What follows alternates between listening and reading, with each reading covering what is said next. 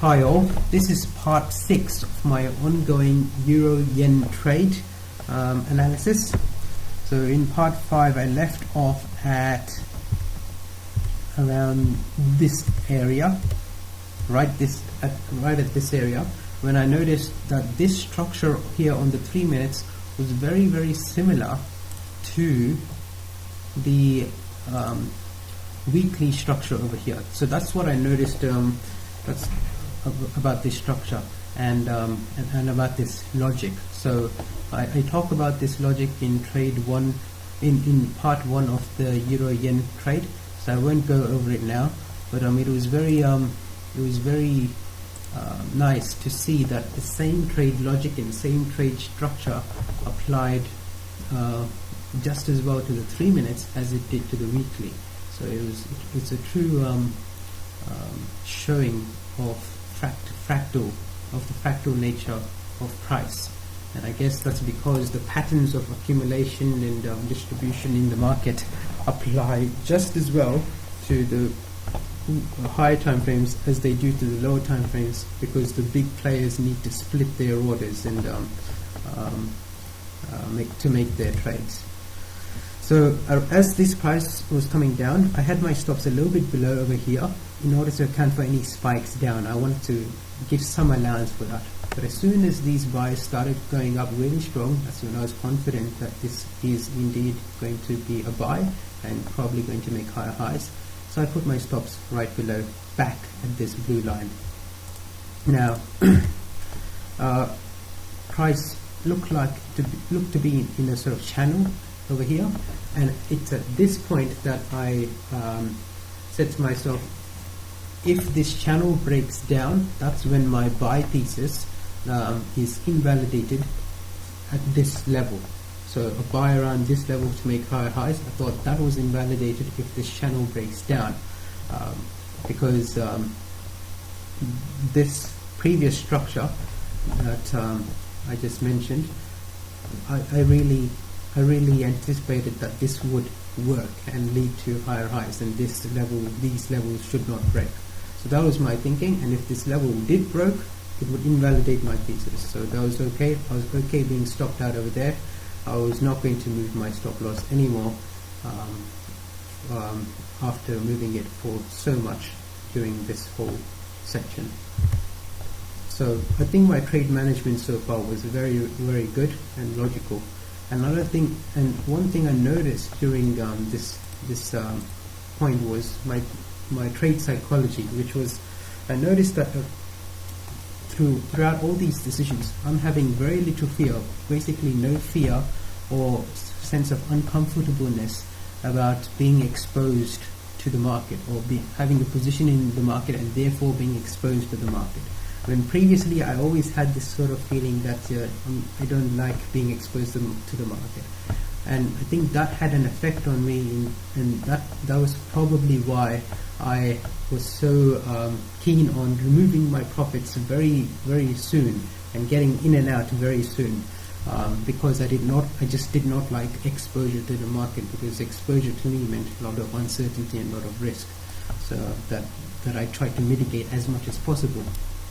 But so which is generally logical, I think, but I was taking it too extremely and being very protective of my profits.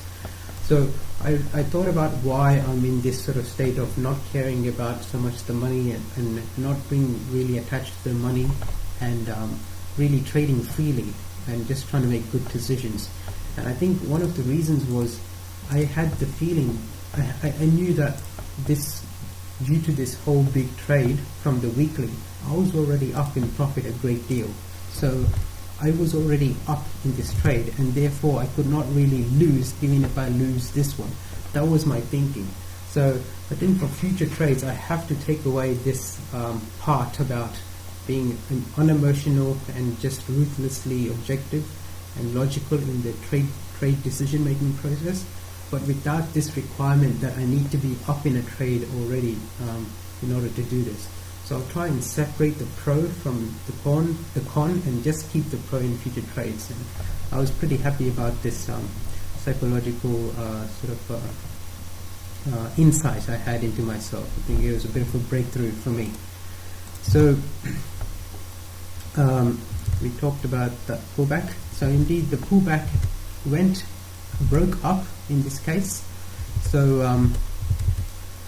that was good because it aligned with my read and everything, and it just went up even higher very quickly. So I was feeling quite happy, and in fact I was so confident about my read at this point and my analysis that I thought if it does pull back again in a nice choppy way and the way I like it, then I will take it up for another buy with half of my usual risk at around there, even when my initial position adding entry is not in big profit. So that was how confident I was in the whole picture and the whole bigger story of these buys.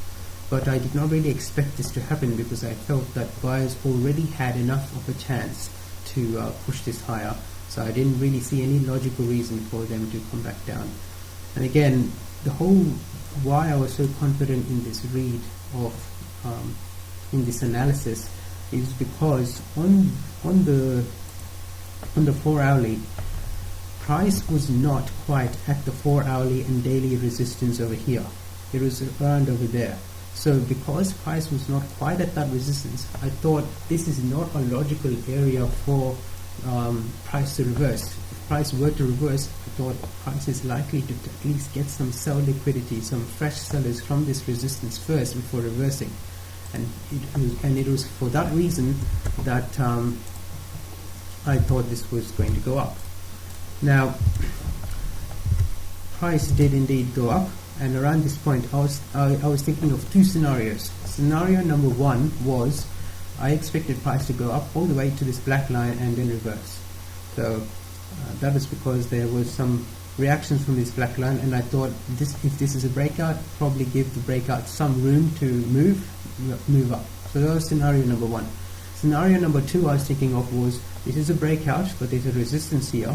So this is going to hit that resistance and come back down, creating a higher time frame, 240 4 hourly fake out up, or a fake breakout up. So that was the second scenario I had in mind. I did think the first scenario was more likely, and I still kind of do, but that second scenario I had to plan and prepare for. And when I saw this buy come up, I thought, okay, this is around the time when I have to really get ready to protect myself with hedge sell trades for the second scenario. So I was very happy seeing this huge move up, but I went back into focus mode, and I thought about how can I hedge myself with the sell trade and to protect my position equity at this point. And I talk about in my third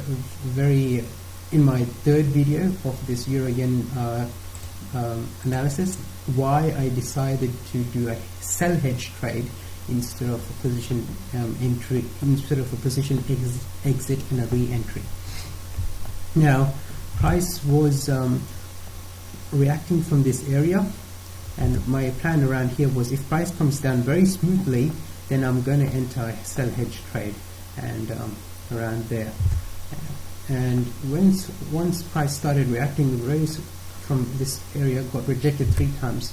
That's when I thought, okay, let me enter a sell hedge trade right here, because again my thinking was I want to catch the fake out up and down as early as possible, because I know that if it is a fake breakout up on the 4 hourly, the move down will be quite swift. So I wanted to catch it as early as possible and get out at the first sign of failing swift sellers. So of sellers, I wanted to get out at the first sign of sellers failing to come down swiftly.